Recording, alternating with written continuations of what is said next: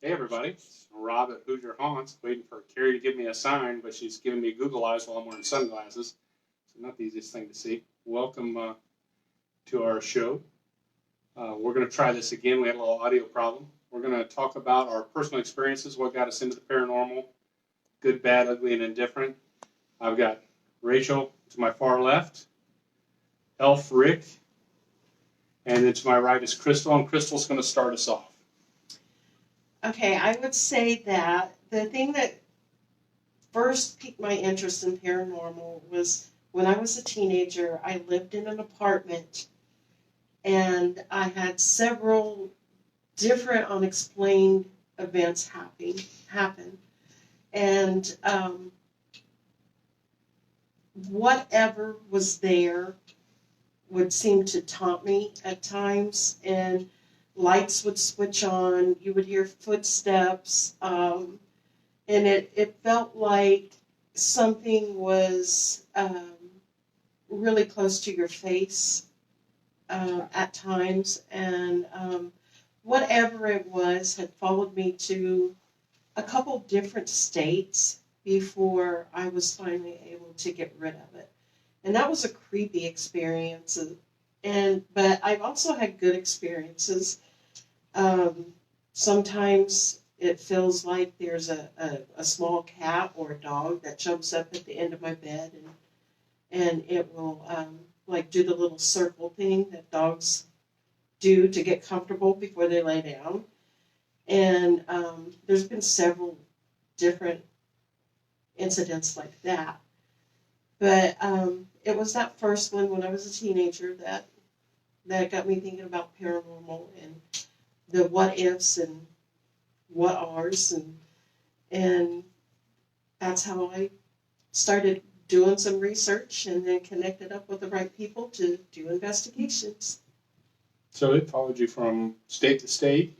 It followed me from Indiana to North Carolina and to Georgia before I moved across the water and got rid of it. Wow.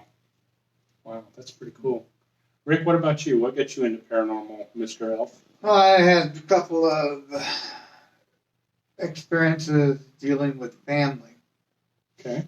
That, like a great aunt of mine popped in at my grandparents' farmhouse when my grandfather was in the hospital, unfortunately dying. And my great uncle had gotten drunk and just trashed the house. And I figured my great aunt Meg that she and her husband built the house back in the 1800s, and I think she was upset about it because I heard doors close with the Venetian blinds slam against the door, and then step coming up the stairs. Then you heard a woman's voice crying for just a few seconds, and that was it. And then my other one is a brother that died when I was in Vietnam, and he came to me in my sleep to let me know that he was okay. So yours are really centered around personal family tragedy, it sounds like. So that's interesting. But I got interested in it beyond that because I find it fascinating to kind of find out who we're communicating with, what their story is, when to cooperate. Right. It's always nice when they cooperate. Yeah. Rachel, what about you, young lady? Young. Thank you. I don't really know exactly when it started, but I did have an experience when I was about 12 or 13 years old. I think I was in junior high school. My grandfather actually passed in our house, and I was the one who found him. He went peacefully. He had a heart attack, but he was on the floor, and it was like, seeing someone who had just passed in person, I think kind of didn't make me like obsessed with death or into it, but it was something that I think most people at that age don't get to see. And I think I've been exposed to seen a lot of more dead bodies than the normal person has in my work, where I had to, I was a prosecutor and I had to go to homicide scenes a lot. So I've seen my share of bodies that had just passed. And so it's always, I think, kind of a natural thought to think, what happens after that? Where is that person? I have my thoughts, my beliefs, but I want to see, I think it made me curious about seeing if I could actually know, find answers. And I think probably from around that time in my life, I started to get curious, started watching some of the TV shows with, paranormal investigations and Right. kind of, frankly, a lot of the stuff that I saw in there, I tend to be a very sort of a rational person. And it's like, I don't care that this guy just felt something on his arm. Like, I'm not saying that he didn't, but I need to be able to see it with my own eyes and I need to be able to measure it. And so that got me interested. And then, once I got this opportunity, meeting people who were also interested, which took me quite a long time. It's not the kind of thing that in my circle of friends or my professional sense comes up in conversation like, hey, I like doing paranormal investigations. What do you like? But I finally, met some people that were interested, and then I got involved in this group. And so now I'm finally able to do investigations, and I just think it's fascinating to try to get evidence, what happens to us when we die.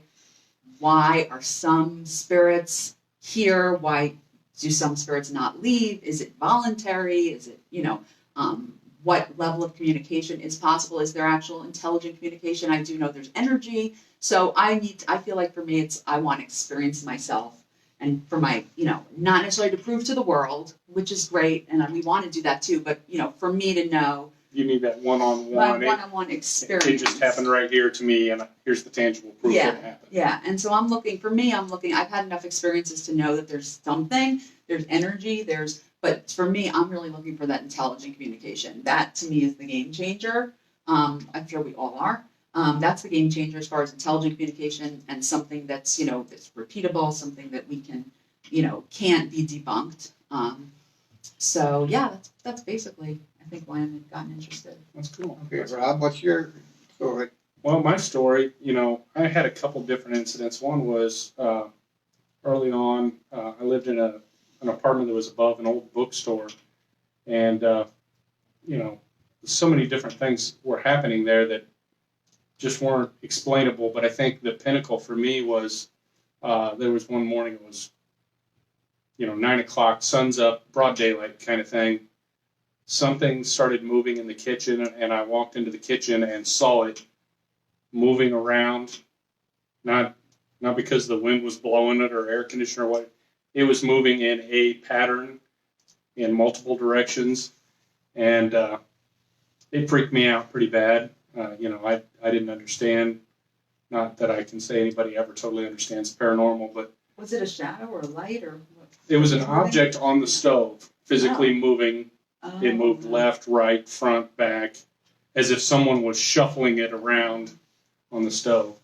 And then probably about 6 or 8 years later, I was living in an old farmhouse, and we had heard footsteps up and down. It was hardwood floors down the hallways each night. My girlfriend at the time would always freak out and go, "Somebody's upstairs," and I'd go, "No, it's just, it's an old house, it's the pipes or whatever," but it sounded like footsteps. Didn't really pay it any attention until one night I was at home alone. I was sitting on the couch, and at the end of the room was a large picture window. It was out in the country, it was dark, so that picture window, it was all black. You couldn't see anything outside, but because of the light in the room, you could see everything in the room in that picture window. And there's a staircase behind me, and a full-bodied apparition came down the staircase, and I spent the rest of the evening until she got home sitting outside. It was a beautiful night. But those two things happened, and as time went by, I became curious about it. Much like Rachel here, I wasn't a prosecutor, but I worked in the medical field, so where she got to see them right after they passed, they were oftentimes in my hands when they passed. I would be doing CPR or whatever. So I got to experience a lot of people that instant when they died. So we share that kind of same interest as far as, what flips the switch, what happens, why do some spirits stick around, why don't others? Just like her, I've had some experiences investigating as a team, collectively, or like the mortuary, when we saw the door move, I was in the room when it was moving. I was the one to put the camera down there, so obviously saw it. But looking for that one-on-one intelligent affirmation as to what happens and why. I never even thought about it, but I spent over 5 years as a hospice nurse. So I dealt a lot with dead people. Mm-hmm. That Never reminds even me. thought about that. Yeah, I went through the process of watching my mother die, and she was in hospice.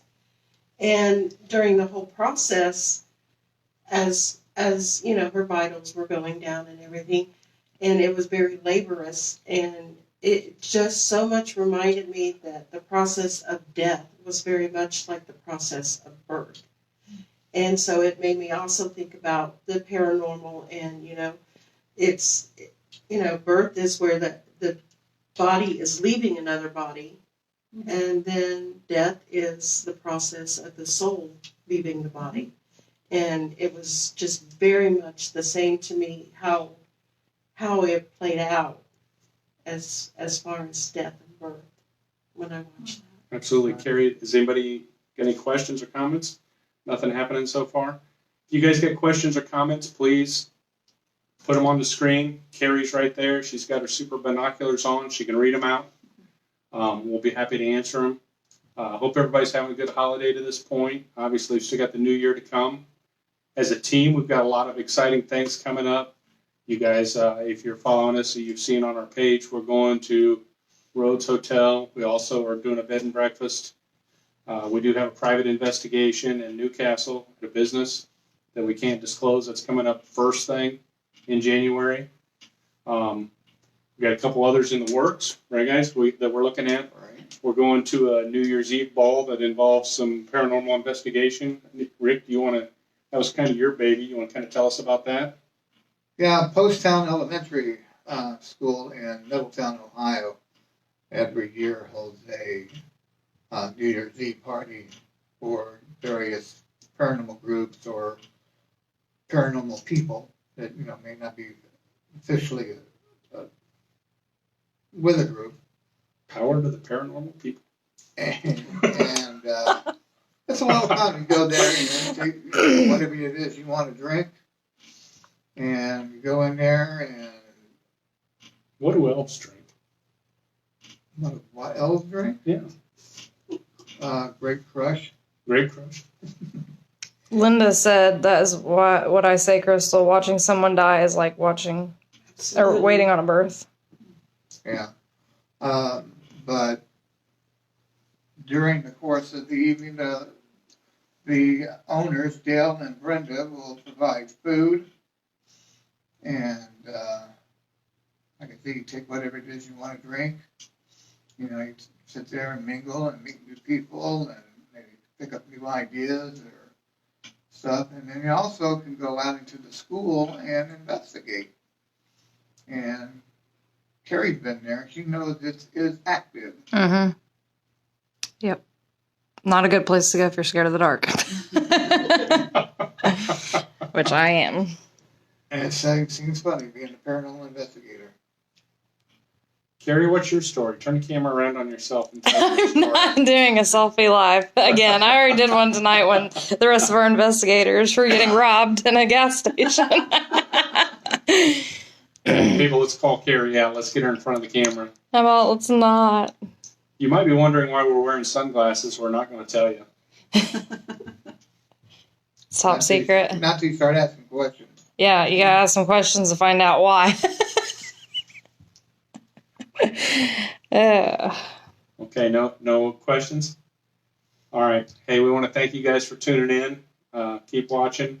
We'll be coming at you. We're going to try and do one or two of these every week just to keep you informed on what we're doing. Much like some of our competitors, we don't go into silent mode. We're going to be in your face all the time. So if you want to see something, you want to hear something, let us know. We're here to help. If you're having any problems at your home, please reach out to us on the Facebook page. We'll get in touch with you. Carrie's laughing, so somebody must have said something.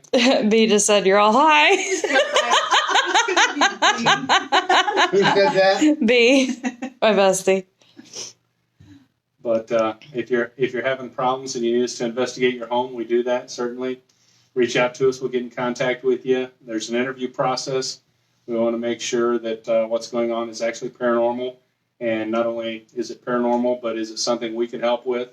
Not every team can investigate every scenario or situation, so we want to make sure that we're the right team for you. So there is a process that you have to go through.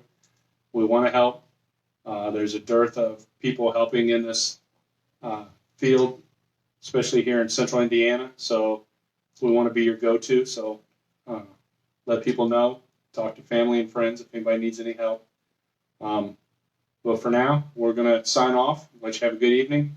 Thanks for tuning in. And as always, Hoosier Haunts, H2, peace out.